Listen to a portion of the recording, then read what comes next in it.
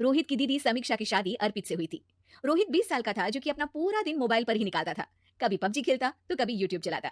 एक दिन अर्पित और समीक्षा समीक्षा के मम्मी पापा से मिलने आते हैं और देखते हैं कि रोहित मोबाइल से हटने को तैयार ही नहीं है। अरे रोहित, तुम्हारी तो आईआईटी की परीक्षा है ना? तुम तैयारी नहीं कर रहे हो परीक्षा की? वो सब तो मोबाइल पर ही हो जाएगा। ये देखिए, ये है गूगल। इससे जो भी पूछो वो सब बता देता है। तो आखिर कागज क्यों बर्बाद करूं? अरे पर तुम इन प्रश्नों की तैयारी बिना लिखोगे कैसे? उसमें क्या है, ये देखिए नोटपैड, बिल्कुल कॉपी जैसा है, इसी पर कर लूंगा। हम जब तुम्हारी उम्र के थे तब हम दोस्त मिलकर प्रश्न हल किया करते थे। उससे हमारी हैंडराइटिंग की भी प्रैक्टिस हो जाती थी और समय का भी अंदाजा लग जाता था। और फिर साथ में हम एक दूसरे की मदद भी कर देते थे अगर कोई अटक जाए तो। आपका जमाना अलग था जीजा जी, अभी जमाना फास्ट और स्मार्ट हो गया है। जमाना क्या, अब तो फोन भी स्मार्ट हो गया है। समय के साथ बदलना पड़ता है जीजा जी। अब बस भी कीजिए आप, हर चीज को लेक्चर में बदल देते हैं। रोहित अच्छा कर लेता है परीक्षा में। इतने में अर्पित के सास ससुर जी आ जाते हैं हॉल में और अर्पित इस बारे में बात नहीं करता। हालांकि अर्पित को लगता तो है कि पूरी तरह मोबाइल पर लगे रहना सही नहीं है, पर वो इस बात को और नहीं छेड़ता। ऐसे ही 2 दिन निकल जाते हैं। समीक्षा, मुझे काम से फोन आया था, मुझे वापस काम पर लौटना पड़ेगा। पर हमें आए हुए तो 2 ही दिन हुए हैं, अभी चले गए तो माँ और पापा को अच्छा नहीं लगेगा ना। अच्छा ठीक है, तुम रुक जाओ, मैं काम खत्म करके फिर लौट आऊंगा। एक काम कीजिए ना, परसों रोहित भी परीक्षा के लिए निकलेगा, आप उसी के साथ निकल जाना। दोनों वैसे भी बात नहीं करते, साथ में जाएंगे तो हो सकता है आप लोग आपस में बातचीत भी करने लग जाओ। ठीक है, मैं काम को 2 दिन टाल सकता हूँ। उसी रात जब सब खाना खाने बैठे थे तो अर्पित अपने जाने की खबर बाकी लोगों को बताता है। मुझे काम के लिए वापस जाना होगा। अरे बेटा, पर अभी तो तुम आए हो, इतनी जल्दी चले जाओगे? नहीं माँ जी, समीक्षा यहीं रहेगी और मैं जल्दी काम खत्म करके वापस आ जाऊंगा। ठीक है, काम भी जरूरी है। वैसे कब निकलोगे बेटा? 2 दिन में। मैंने सुना है कि उस दिन रोहित को भी परीक्षा के लिए जाना है, तो कल मैं दोनों की टिकट करा लेता हूँ बुक। मेरी टिकट रहने दीजिए जीजा जी, मैं तो फोन से ही करवा लूंगा। हाँ, पर कोई दिक्कत हो गई तो?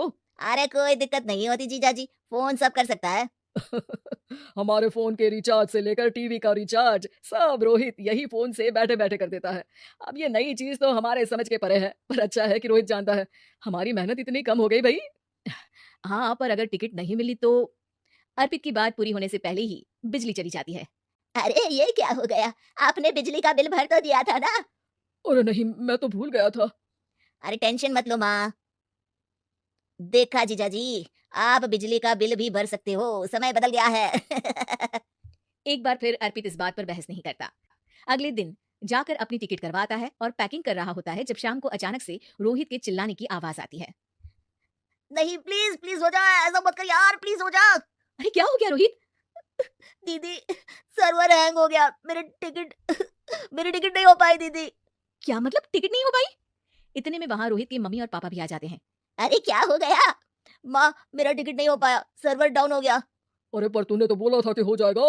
हो जाता है, पर अब क्या करूँ, ये क्या हो गया? अब कल की तो कोई बस भी नहीं है, ना ही अब टिकट मिलेगी ट्रेन की कल के लिए। मुझे तो कोई रास्ता नहीं दिख रहा। अब फिर लगता है मेरा ये साल बर्बाद हो जाएगा। घर पर एकदम से दुख का माहौल छा जाता है और सब रोहित को डांटते हैं, पर इतने में अर्पित वहां आ जाता है। आप सब रोहित को क्यों डांट रहे हैं? आपने ही तो उसे बढ़ावा दिया था ना। लेकिन इसकी लापरवाही के कारण इसकी परीक्षा छूट जाएगी। इसने तो हमसे कहा था कि टिकट हो जाएंगे। हे भगवान, अब क्या होगा? चिंता करने की कोई बात नहीं है। मैंने एक एक्स्ट्रा टिकट करवा ली थी। मैं समझता हूँ कि मोबाइल हमारा ही काम आसान करने के लिए है, पर उस पर ही पूरी तरह से निर्भर होना तो गलत बात है ना।